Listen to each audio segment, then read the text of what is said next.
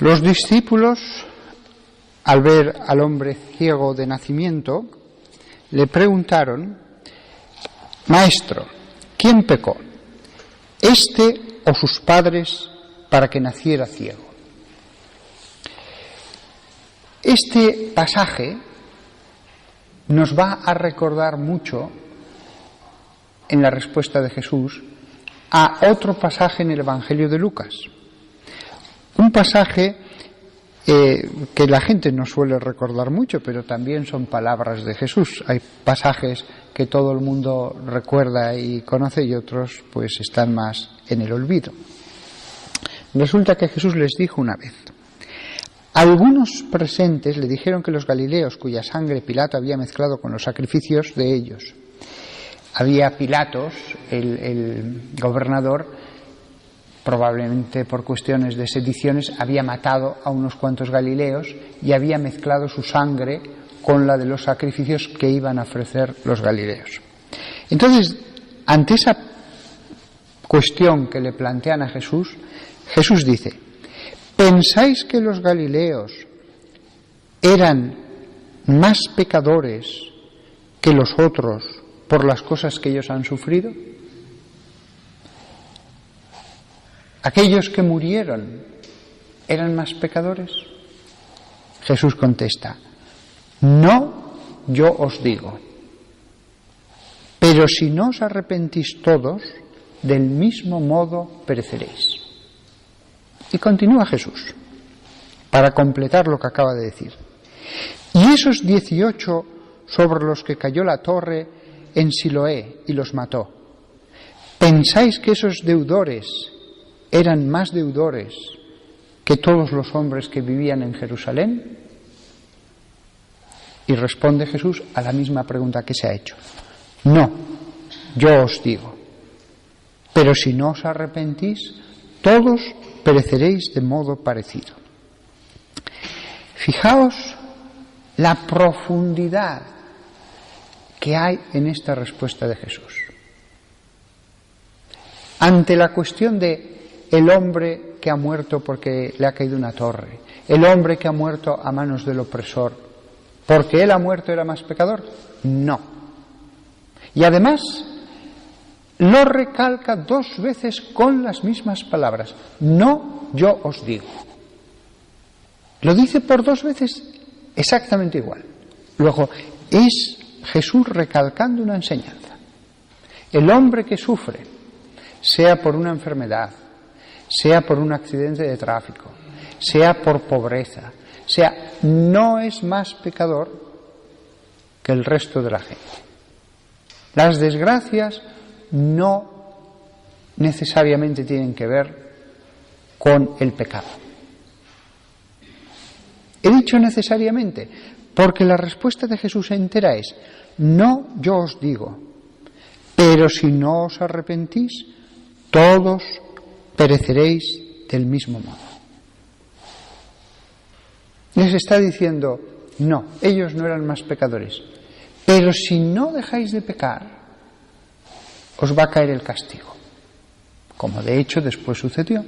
No se arrepintieron aquellos que le escuchaban y Jerusalén sería destruida.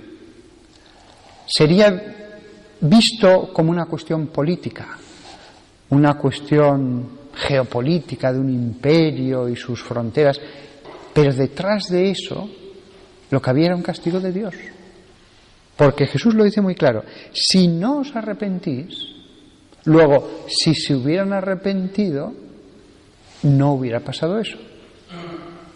La respuesta de Jesús, por lo tanto, es más compleja que las simplificaciones a las que estamos acostumbrados a escuchar.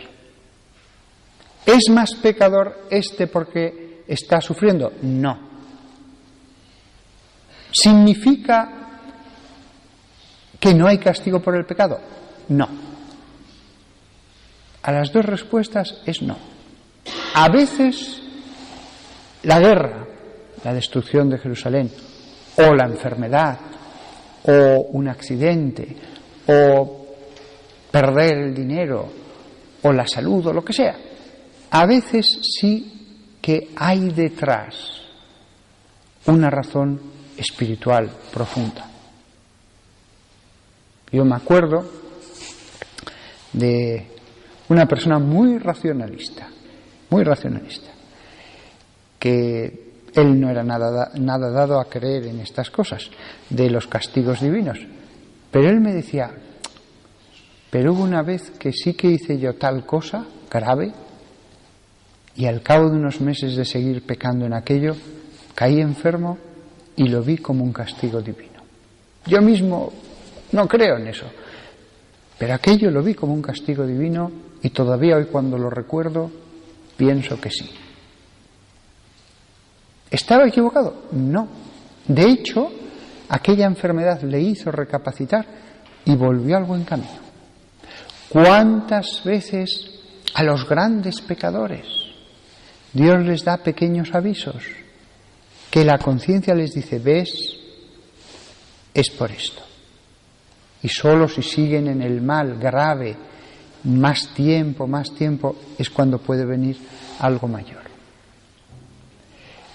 Lo que nos está diciendo Jesús en estos dos episodios, el de la torre de Siloé y el de los galileos a los que Pilatos mató, es que las acciones tienen consecuencias para bien. Eso no nos cuesta nada entenderlo. El bien que hacemos siempre tiene consecuencias. Pero está el reverso. También el mal tiene consecuencias. Nuestros actos, lo queramos o no, son causas que producen efecto. Y el buenismo de decir, bueno, Dios tal, Dios por aquí, Dios por allá, como queriendo decir, no importa nada. Sí que importa. Sí que importa. Si no os arrepentís, todos pereceréis de modo parecido. Habían sido asesinados por Pilatos. Había caído la torre sobre ellos, matándolos de un modo horrible. Eso sucedió en Jerusalén, justamente esas dos cosas. La muerte por las legiones de Tito, el incendio y derrumbamiento de tantos edificios cuando estaban asediados dentro de Jerusalén. No estaba hablando de cosas menores. Este hecho de las consecuencias del mal es lo que ha llevado a tantas generaciones de cristianos a algo que ahora está totalmente olvidado: la reparación. De acuerdo, Dios me perdona, pero yo debo reparar. Dios me perdona, Dios anula el pecado, pero el que anule el pecado no significa que queden anuladas todas las consecuencias del pecado. No es lo mismo. De ahí la reparación. Dios perdona, pero está el purgatorio. Dios perdona y limpia el alma, pero el pecado va más allá de nuestra alma. Debemos recuperar ese concepto de reparación. Debemos recuperar esa idea de decir, aunque mi alma ahora esté limpia, yo debo intentar rehacer lo que he deshecho. Debo intentar anular las consecuencias de mis acciones. Es un concepto hoy día tan poco escuchado, pero por poco escuchado que sea, no solo está en la palabra de Dios, sino que está en la realidad. Y en la realidad todos vemos que es así. Y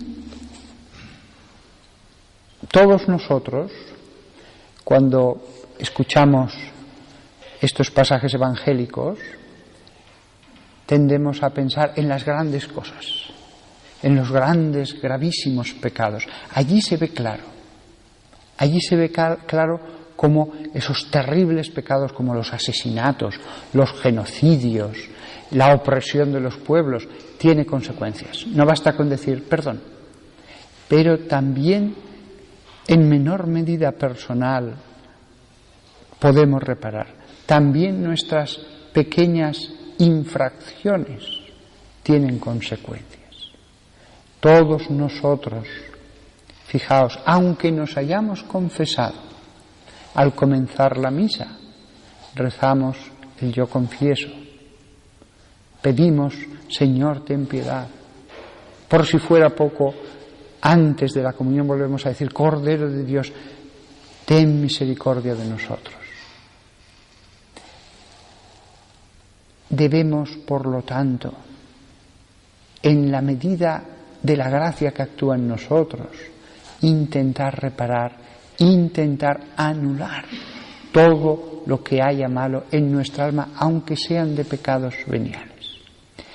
De todas maneras, sean cuales sean nuestras faltas, siempre podemos contar con la omnipotencia de Dios, que Él, por nuestros ruegos y por nuestras penitencias y por nuestras buenas acciones, también por la intercesión de los santos y de la Virgen María, puede destruir parte de esas consecuencias o incluso anularlas del todo. El Señor es el único que tiene poder para decir, hago un nuevo hoy. El pasado ya no existe. Es el único que tiene que tener poder. Pero solo si somos reconocedores de las dimensiones de lo que hemos hecho, podremos alcanzar la plenitud del pecado, del perdón. Aquel que no es consciente de las dimensiones de su pecado, no va a pedir perdón en toda su profundidad y no va a recibirlo, por lo tanto, en toda su plenitud. Al que mucho se le perdonó, mucho amará, dice Jesús con aquella pecadora, porque estaba contrita, porque estaba tratando de reparar lo que había hecho. Nada más, que todos nosotros, en este tiempo de Cuaresma perfecto para reparar, nos pongamos manos a la obra, todos los que estamos en este lugar sagrado.